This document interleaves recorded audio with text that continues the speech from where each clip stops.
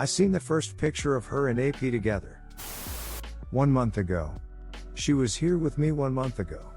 When I found out that she has been cheating with the guy who I should not be afraid of for over a month. 6 years together. All those plans. It has been flushed down. I was about to propose her in November.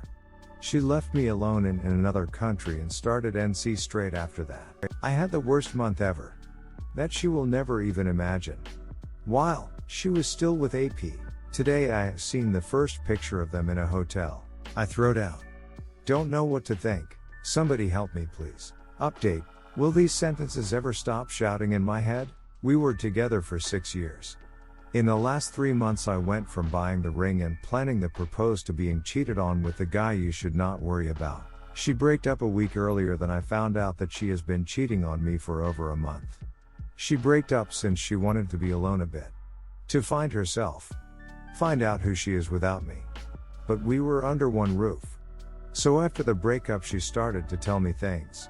Like, you will never find a girlfriend as beautiful as I am. Every time I talk with a woman I hear this sentence. I am scared because I know it might be real. But I don't care about it since I don't need somebody like her anymore. You've been emotionally cheating on me with a co-worker of yours. Absolutely not true. She was a friend of mine. We were planning her wedding together. And after the fact that my ex actually said this while she was hiding her affair. Disgusting. After I found out the affair I waked her up and confronted her.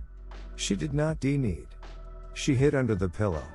And then started to say these with her voice up. They burned into my mind. What do you want me to say? We breaked up. It doesn't matter anymore. Don't you understand that I don't love you? I don't love you for over a year. You kept me in a prison for 3 years long distance relationship. I was in the same relationship. You took away my young years. She is 22. I got nothing to say to you. I did not even want it to come. You pushed me to come over. Long distance relationship. We bought the tickets together and could not wait for months. She started the affair a month ago. I did not know about it. Obviously if she tells me the truth I do not invite her over.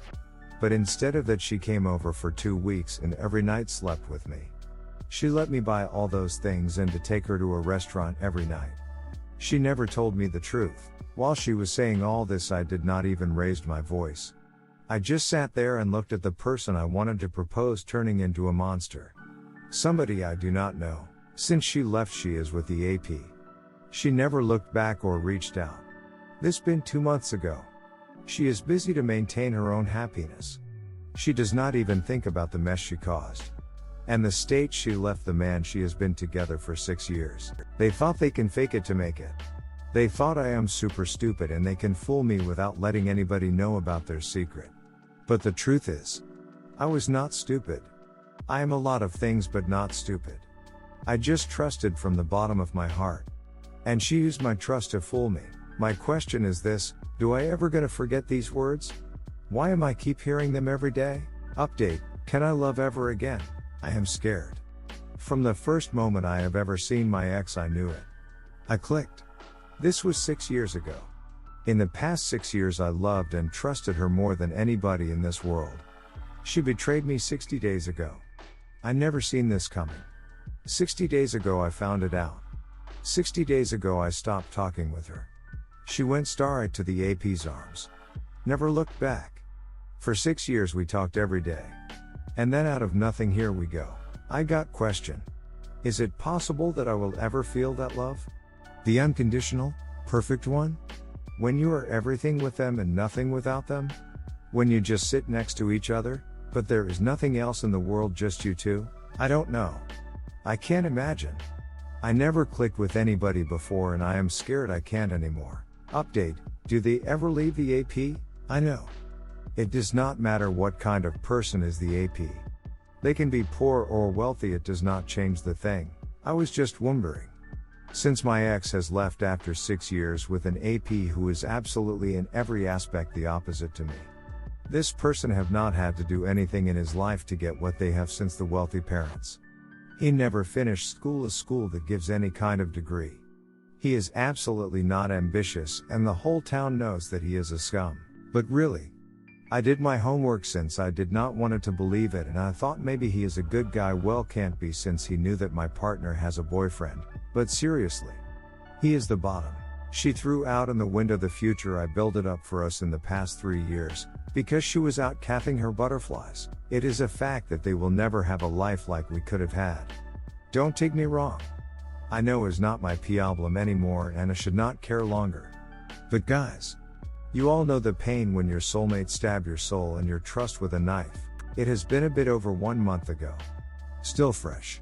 I already decided that even if she would ever come back, I would never take her back. Since I know my worth, I will never be somebody else's plan B. But still, so.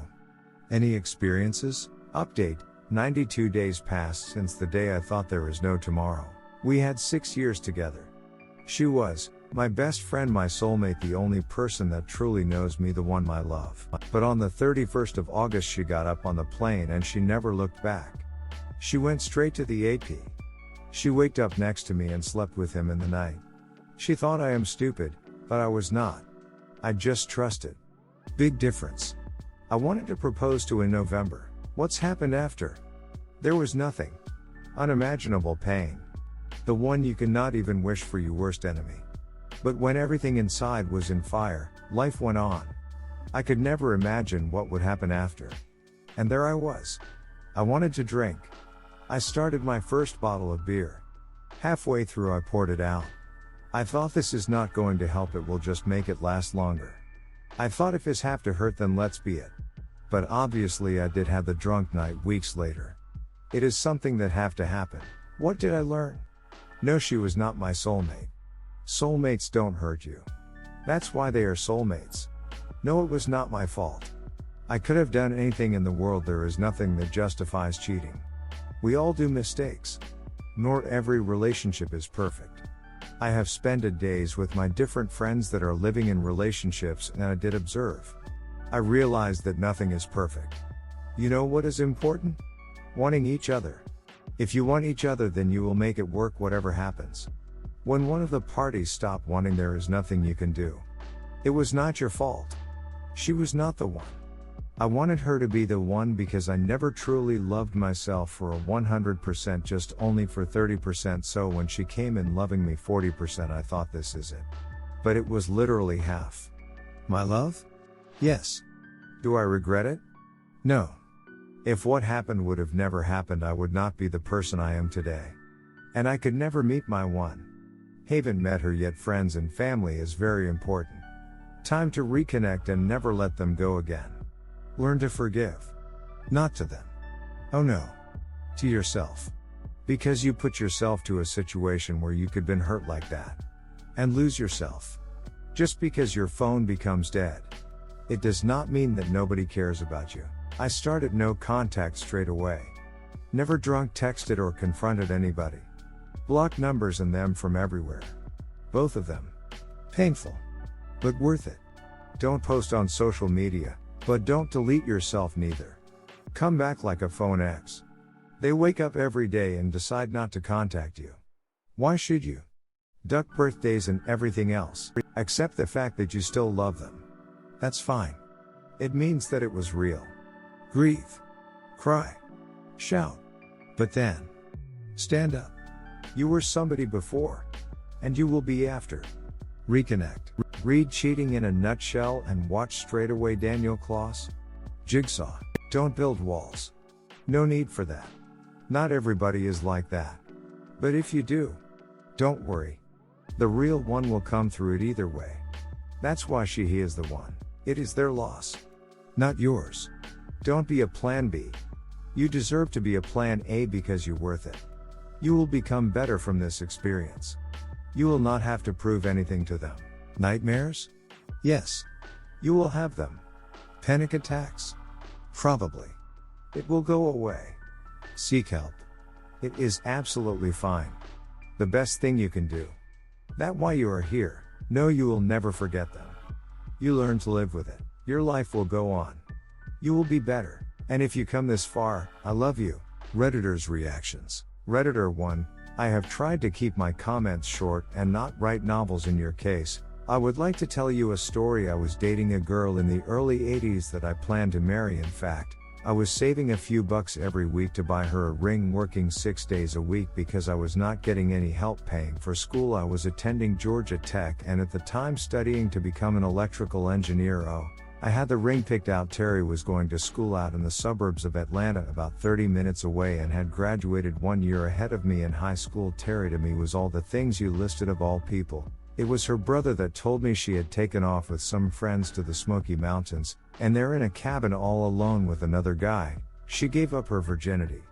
She did not even have the common decency to talk to me about any of it. Later she had to withdraw from school to have the daughter that resulted from that weekend. This leads me to my main point. I was crushed. I was just barely getting by, as it was about all I had to my name was some clothes, an old Tandy stereo system, and my VW Bug. I would just walk sometimes for hours around downtown Atlanta. Had it not been for a stern dean and a professor, I was headed to being removed from school. I was also getting into trouble on the job. Everything reminded me of Terry and her family. While telling me she was 100% in the wrong, still supported her and asked me to break off contact. Her brother was my only contact for close to 10 years. Then I decided I had cried my last tear. That Lisa song, All Cried Out, still tugs at those emotions to this day. Some friends started getting close to me, made sure I had food. I was then and still am 6'2" and weigh 180 pounds. After Terry betrayed me, I lost almost 40 pounds. My parents were leaving messages to call them collect. As I said,